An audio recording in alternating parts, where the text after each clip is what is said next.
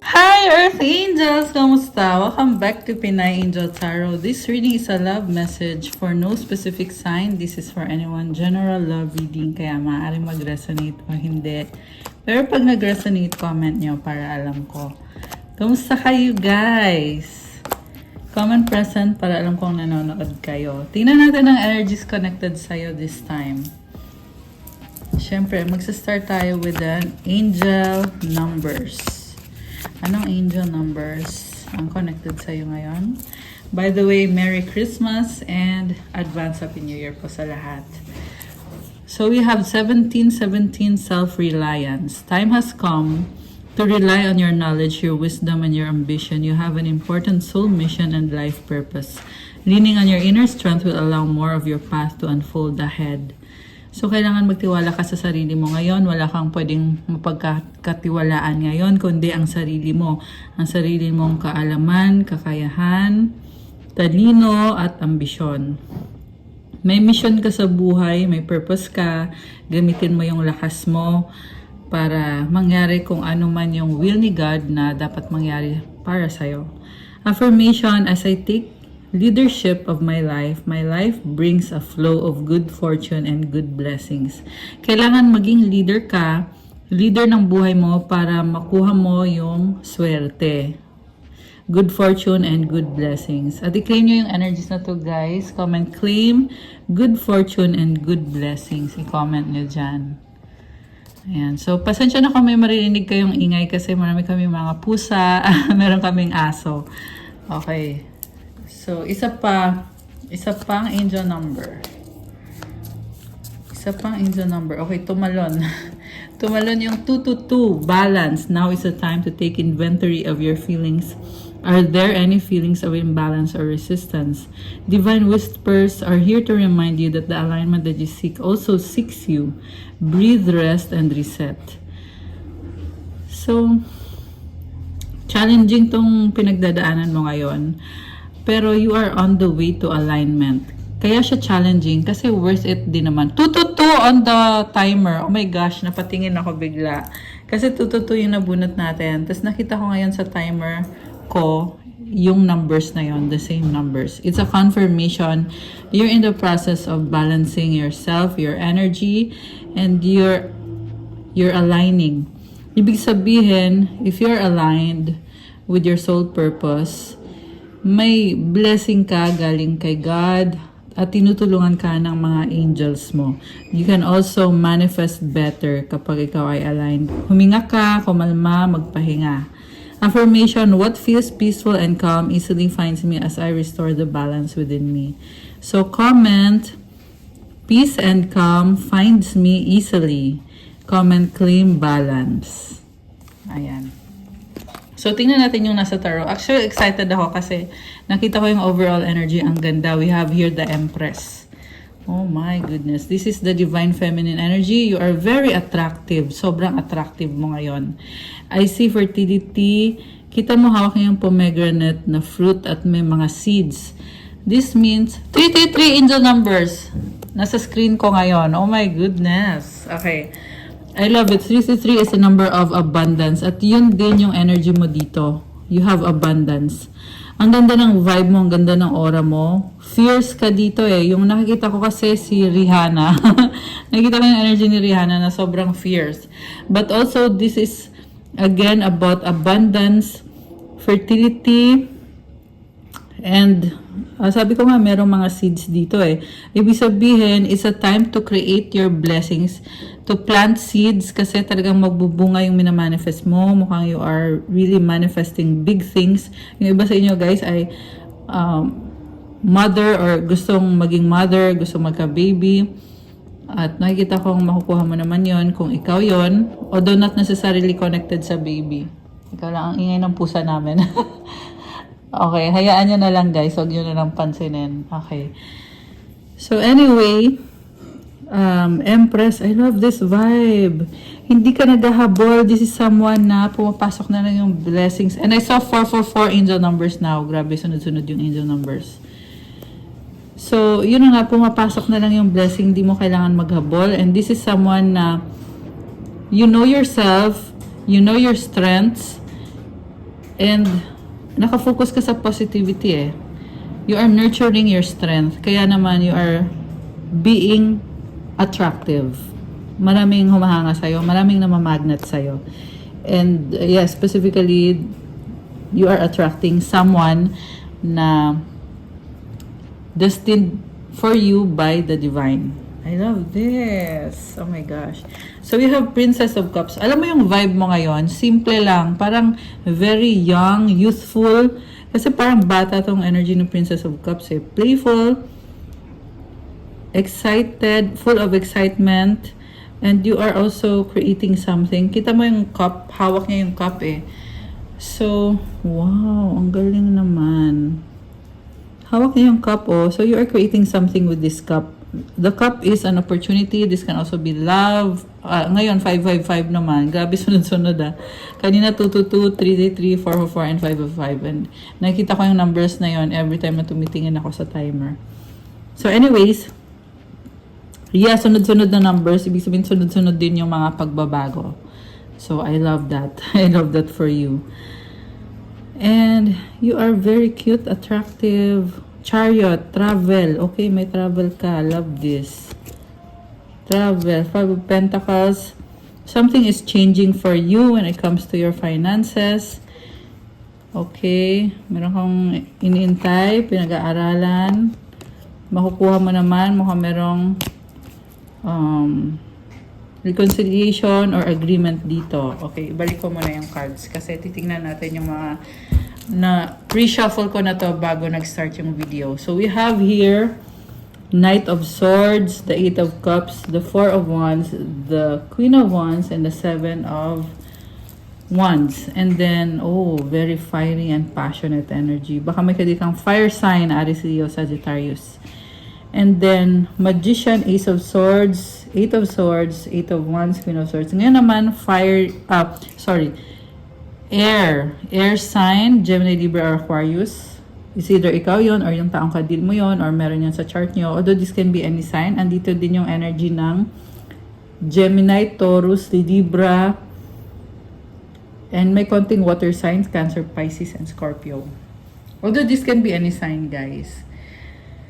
Okay, so meron person na iniwanan ka. Oh my goodness. Tindi to ah. Very manipulative person. Okay. Someone wants to control you.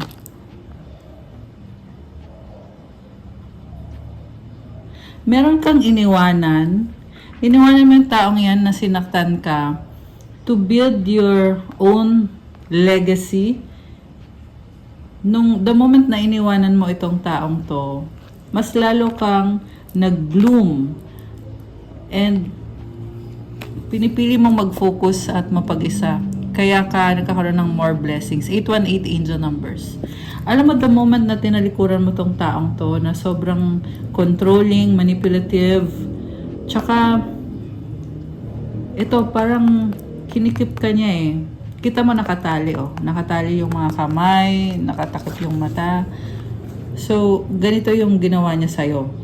Nag-struggle ka for quite a while pero nakawala ka rin sa control nitong taong to. Pwede itong mentally minamanipulate ka niya. Pwede din naman tong by spell work na minamanipulate ka ng taong to na may gusto sa'yo.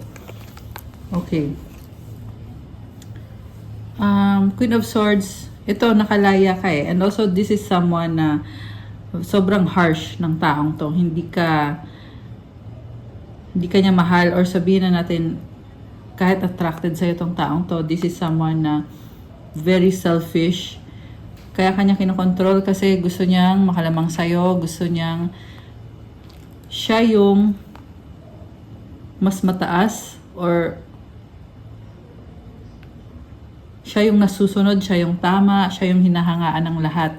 Which is hindi nangyayari kasi ikaw yung hinahangaan ng lahat dito eh. Okay? And hindi mo siya mahal. Although nag-invest ka kasi sobrang matulungin ka, mabait.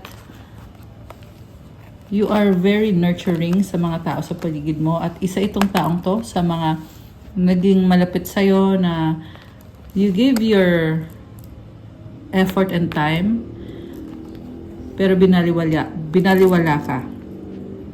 Hanggang dumating sa point na kinailangan mo nang umalis to save yourself kasi ramdam mo na mali na yung ginagawa ng mga taong to. Ramdam mo na yung pagiging manipulative nitong taong to. Natuklasan mo. Ewan ko kung paano mo natuklasan, pero somehow nalaman mo yung ginagawa ng taong to. And ngayon, this time you are glowing up the moment na iniwanan mo siya. Yeah, in fact, you have the Empress as the overall energy. So, wala kang panghihinayangan ngayon. And itong taong to ay talagang desperado yung nakikita ko dito, guys, or desperada. Yeah, kasi yung iba sa inyo, wala naman gender dito eh. Pwedeng masculine yung kadil mo, pwedeng feminine. Pwedeng baliktad, okay. And then, merong isang pang person na kadil mo dito na naging malamig sa'yo. Dati kayo nagmahalan, pero nagbago siya bigla. Yeah, magician, bigla na lang nagbago. Tapos, naging controlling bigla. Tapos, nakikipag-usap pa rin siya sa'yo, pero pansin mo na nag-iba na siya. So, itong taong to ay dati namang may gusto sa'yo or may relasyon talaga kayo dati nito. So, ayan, second scenario to na nakikita ko. Okay? And then, yung nangyari naman sa'yo dito is nakipag-break ka sa kanya at nagkaroon ka ng bagong options or bagong karelasyon. And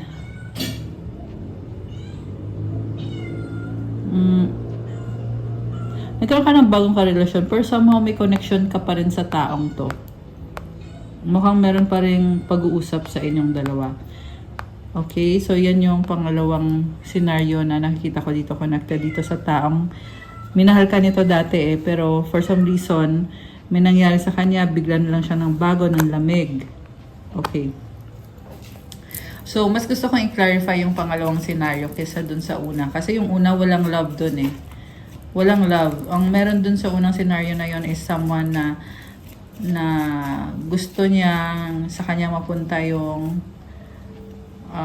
blessings mo. Okay, ganon. Psychic vampire yung unang scenario.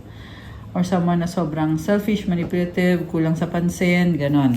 Sa pangalawang scenario, ito naman yung dating mahal ka itong taong to pero niloko ka niya. Okay. So, tingnan natin. Ano bang nangyari dito? Two of Cups. Ito, nagkaroon siya ng other person, third party. Okay. Behind your back. Emperor. Ngayon, nakita ko mahal ka niya. Wheel of Fortune, nakita niya na maswerte siya sa'yo or sinaswerte siya dahil sa'yo. Na-realize niya na ikaw yung Divine Feminine. Kaso nga lang, maraming tao sa paligid niya, although ikaw yung gusto niyang magkaroon ng victory with you, successful relationship, gusto niya magkaroon ng commitment or recognition sa connection yung dalawa.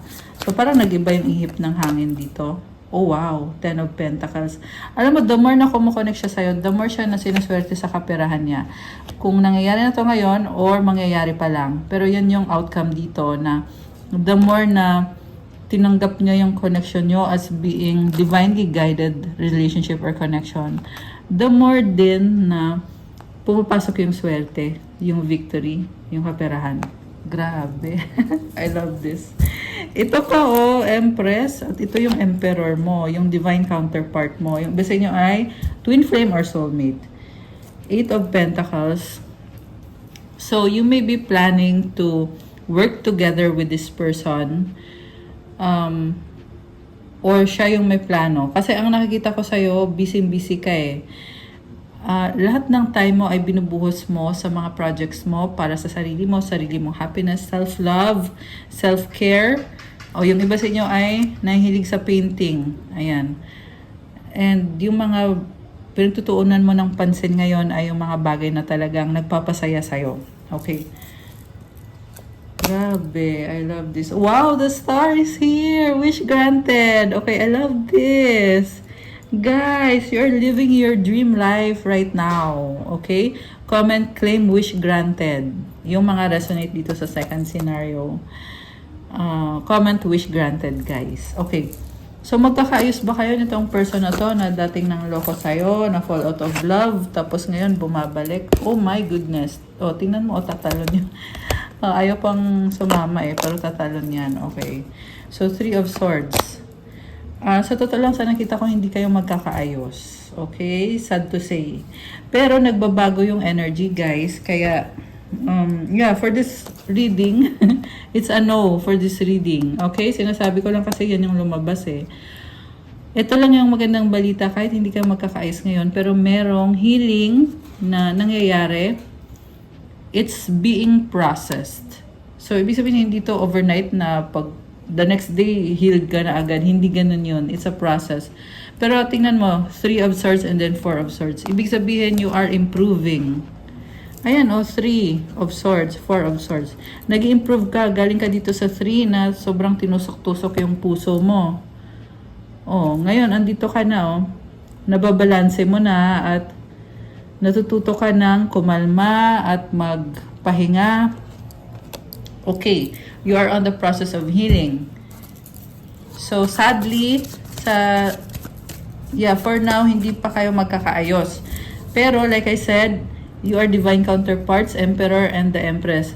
So, eventually, if you decide to pursue each other, mangyayari pa rin itong connection na to, guys. Remember, decision nyo yun. Buhay nyo to eh.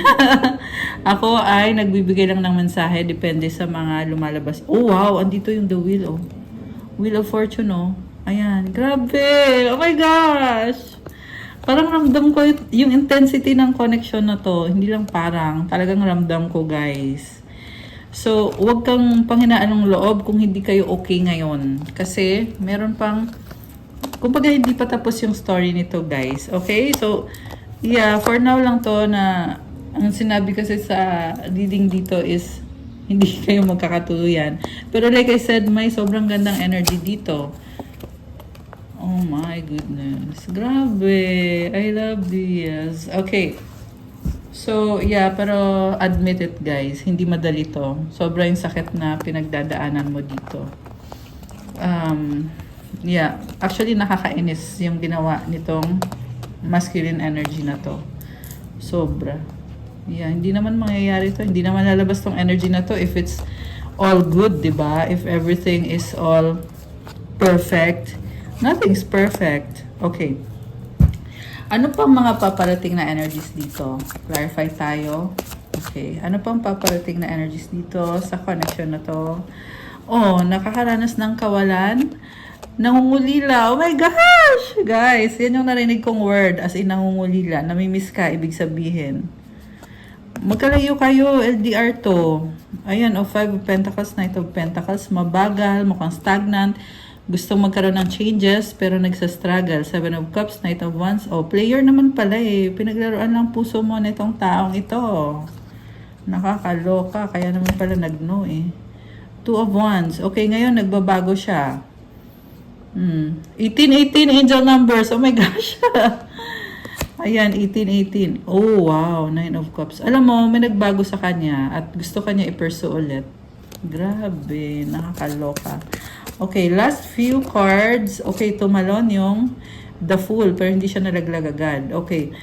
There's definitely a new beginning with the Princess of Wands and the Fool. This is about a message na gustong sabihin niya sa'yo.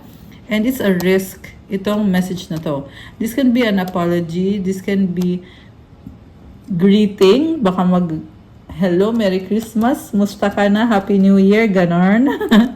Pwedeng ganon. Kasi parang magaan yung energies na to, guys. And it's something na bagong-bago or baka nakakagulat. Kasi the Fool is someone taking the leap of faith or taking a risk na andun yung pakiramdam na hindi siya sure kung saan pupunta to lahat, pero itatry niya at gusto niyang mag-workout to, gusto niyang magkaroon ng improvement sa situation or sa connection. Actually, hindi ko masasabing situation to eh, kasi I feel like this is a strong connection. Siyempre, andito si Empress and the Emperor.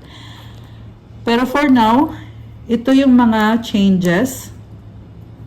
At least, ito yung iniisip niya or gusto niyang mangyari. So, kung ano yung magiging desisyon niya or magiging desisyon mo, well, okay, tingnan natin, guys. Tingnan pa natin kung meron pang mensahe dito. We have Queen of Pentacles at the bottom of the deck. This is someone loving himself or herself. Ang daming bundok, So this can be obstacles, this can also be achievements, and someone very, like I said, practical.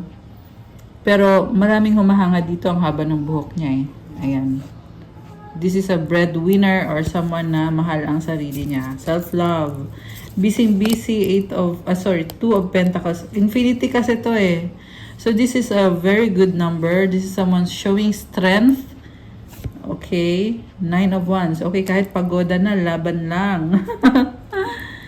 May sort of duality dito. 2 of Swords. May mga doubts eh. This is someone na mahal yung sarili. Mahal ka din niya. Parang 50-50 siya. Sarili ba niya pipiliin niya or yung relationship niyo or yung connection niyo? Okay. Teka, gusto kong tanong, si feminine ba to or si masculine? Pwede kasing si masculine yan eh. Okay, tingnan natin na. Sino tong Queen of Pentacles? Judgment. Oh my goodness. Isa pa. 4 of Pentacles. Mukhang si masculine to. Isa pa ha. Sino ba to? Hermit. Okay, this is someone na pinipiling mag-isa muna ngayon. Alam mo, sa totoo lang gusto ka ng taong to eh. Pero pinoprotektahan niya yung sarili niya. Mukhang naging selfish talaga to sa'yo. And sobra siyang concerned sa sasabihin ng ibang tao to the point na hindi na niya nagagawa yung gusto niyang gawin sa buhay niya kasi masyado siya nagkikare about other people's opinions, which is not a good attitude kasi you should know what you are, who you are, your worth. Yun yung mali dito sa taong to eh. Kasi people pleaser yung nakikita ko sa taong to na nababaliwala niya yung worth niya, yung value niya. So, kung ikaw to or kung ito yung person mo, kailangan malaman mo na you are worthy. You are very hardworking. Mahalin mo sarili mo. Also, you are very strong. Yung nagpapahirap sa'yo dito, and I just saw 222, tatlong 2, 2212 actually yung mga numbers. And 222 is again balance. Okay? Parang energy ng Libra yung nasasagap natin dito. Kasi Libra is the sign that have the Justice card and the scales of balance. Yeah, kasi ito about balancing din tong 2 of Pentacles. So either ikaw or siya meron nun sa chart. Sa birth chart. And then, yeah, sobrang people pleaser. Hindi na niya napaprioritize yung sarili niya, which is malungkot, nakakalungkot. At your expense. So, ikaw yung nagsasuffer dahil sa kahinaan nitong taong to na hindi niya alam na strong siya. Yun yung nakakaloka dito. Kasi strong kasi yung nakikita ko sa kanya eh. Pero siya yung nakikita niya sa sarili niya ay weak. Okay? Ganun yung taong kadil mo. Okay. So, kuha pa tayo guys. Parang gusto kong itanong ulit. Magkakatuluyan ba kayo nitong taong to? Kanina nag-no na, diba? So, let's ask one more time. Let's ask one more time. Oh, wow. Ace of Wands. The Sun. Oh my gosh. This is definitely a yes this time. Baka may kadikang Leo or someone na may heavy Leo sa chart. Fire sign. Aries, Leo, Sagittarius. Optimism. Strength. Passion, attraction, yan yung mga energies na lumabas dito, guys. Medyo natatakot siya kasi inisip niya hindi madali itong kagustuhan niya na i-pursue yung connection ninyo. Very passionate siya sa'yo. Nakakaloka. So, ayun lang po. Huwag na natin pahabain. It's a yes. And this is someone very strong ng personality ng taong to eh. So, kung ano yung gusto niya, talagang kukunin niya. Sabi nga, di ba, the heart wants what it wants. May kanta ata nun, guys. Teka, tumalon tong card na to. We have dressing up. This person is getting ready to have a moment with you, to talk to you. Dressing up, ibig sabihin, inayos niya yung sarili niya. May mga improvement siya sa sarili niya. You have the X. Okay. So, this is someone na talagang nasa puso ka nitong taong to. At the same time, merong nagtotorment sa kanya. Past person or yeah, karmic connection na ini-stress siya, may gusto pa rin sa kanya at ayan, masyado siyang concerned dun sa sinasabi ng person na yon, kaya napaka significant ng effect sa energy niya, the way siya mag-isip, the way siya mag-desisyon. So, ayan, i-consider mo din kung itong taong to ay kaya ba niyang ipaglaban yung connection nyo. Kasi something is really troubling this person. Okay? Although, yes, gusto niyang kumonect sa'yo at tinatry niyang i-heal yung sarili niya actually. Passion, oh my goodness. So guys, definitely, this is someone who wants to be with you. Nakita niya yung sarili niya na kayakap ka niya. Alam mo yun, malapit kayo sa isa't isa. You're physically close. Keep the flame of passion alive is the heartbeat of love. Oh my goodness. Talagang gusto ka nito on the physical level. And I just saw 555 angel numbers. Oh my gosh! Pangalawang 555 na yun ah. Alright. Ano pa mga energies? Teka, gustong lumabas ng isang to. Ano ba to? Oh wow! Butterfly. Transcending, positivity. Parang party-party to eh. Magaan na energy. Butterfly is also about transformation. Okay, ano pang mga energies ang connected dito? We have Mercury retrograde, narcissist. Okay, not all are narcissists ha. Yung iba ay may tendency na maging narcissist. Confession. Okay, this is someone na naging selfish siya sa'yo or naging narcissist talaga sa iba. At ngayon, may gusto siyang aminin sa'yo. Siguro aaminin niya na naging selfish nga siya. At nagkaroon ng miscommunication sa inyo. At gusto niyang itama yung mga miscommunication. May nakita ko dito na pag-uusap na gusto niyang i-clarify. Ayan. So siguro may sort of, baka may sinabi ka sa kanya na gusto niya i-open up kung ano man yung mga sinabi mo sa kanya kasi gusto niya i-clear yung pangalan niya or gusto niya magpa-impress sa'yo or gusto niyang i-please ka, pasayahin ka, or gusto niya makuha yung loob mo. Ano pa mga gustong sabihin ng taong to? Okay. Let's see. We have, okay, baliktad. Baliktad lang. Okay. Mutual understanding, forever soulmate, no, kisses. Okay, bakit nag-no dyan? Okay. Parang ang na-feel ko dito is, natatakot siya eh. Kasi feeling niya soulmate ka niya, pero what if ayaw mo sa kanya? Kaya nag-no dyan. And then kisses is about attraction. Mutual understanding is about, yung feelings niya sa isa't isa. Friend zone, BFF. So parang feeling niya dito ay, you have a friendly connection sa isa't isa. Kaya magaan yung loob niya sa'yo. Okay, tumalon ito. Ikaw lang loyal. Okay. Anything else? Meron pa ba? Crowded, magulo. Not flirting na siya. Kasi bumaliktad. Flirting, malandi. Dati talaga, niloko ka talaga nito. Ayan, very clear. 28.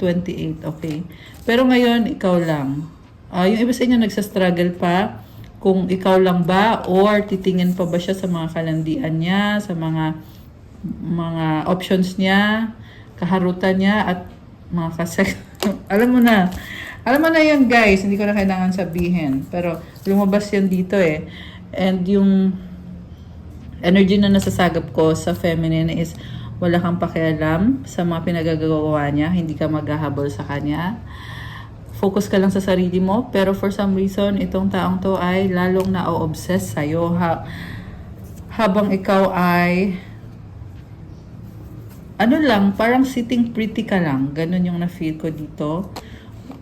Overall energy mo kasi to di ba? Empress, grabe. Let go, surrender. Ayun, let go mo lang, surrender. Merong friends getting to know. So yeah, merong sort of friendship kayong dalawa ng taong to na nauunawaan nyo agad yung isa't isa. Kilig much, super in love, worried, paranoid. Oh my goodness. Medyo seloso yung nakita ko dito. Cheating third party. Nag-aalala siya kasi feeling niya may iba ka na. Gustong-gusto ka niya, kinikilig siya sa'yo. Pero inisip niya Kung siya magiging loyal siya sa'yo, pero 3000, oh my gosh, and now 3003, mirroring. Pareho lang kayo nag-aalala. Nakakaloka. Mag-usap na lang kayo. We have decision sa bottom of the deck. Okay. Grabe, napaka-intense ng reading. As yan, char. Anong advice sa ating viewers? Tingnan natin. Advice. Loneliness. Oh my gosh, ba't naman ganon? Okay, basahin natin. When you stop fearing your aloneness, ayan, may langgam. You stop settling for less than you deserve. May I embrace and love my solitude, and that's when kindred spirits can finally come. Oh my gosh, I love this message. Alam mo sinasabi dito, you are single and you don't give a shit. You don't give a... hindi ko na nga sasabihin yung mga words na yun. Pero kasi parang gangster yung yung energy dito na nasasagap natin na parang alam mo yung totally you don't care at all sa iisipin or sasabihin ng mga tao kasi sobrang fulfilled ka on your own. You do what you want and you are improving yourself. You are glowing up. Yeah, definitely glowing up with the Empress. At also guys, maraming pumapasok na lang sa buhay mong mga tao na totoong nagkikare sa'yo at totoong nagpapasaya sa'yo na hindi mo na-feel na mag-aalala ka. Alam mo yun, hindi ka nag-worry. You feel secure about yourself. You feel at peace. You feel calm. I love this. Yeah, sabi nga, kindred spirits. Grabe. Claim nyo na yan. Comment, claim, kindred spirits can finally come. Comment, I embrace and love my solitude. Comment nyo dyan, guys. Enjoy nyo yung solitude nyo. Grabe. I love the reading. It's so empowering. Okay.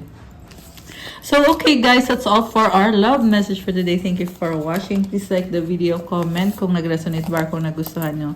Subscribe and hit the notification bell. Kung nag-resonate kayo at kailangan nyo ng more information, you can book a private reading. Message lang kayo sa Viber or sa WhatsApp para mas mabilis. Nasa description box lahat ng contact details. Check out my Instagram if you want to start your crystals journey. May mga crystal bracelets na tutulong sa'yo with your manifestations to attract love, money, wealth, prosperity, abundance. For, ano pa ba? Maraming benefits actually. Meron din syempre for focus, mental clarity, protection, manifestation. Tingnan nyo na lang doon kasi nakapost naman lahat sa Instagram ko at pa-follow na din kasi kailangan ko yung support nyo sa social media account ko. Thank you, Earth Angels. I love you guys. Have a good night. God bless you all. Stay safe. I'll see you again soon. Love you guys. Bye! Oh, by the way, happy weekend. Again, Merry Christmas and Happy New Year in advance. I love you guys. Good night and God bless.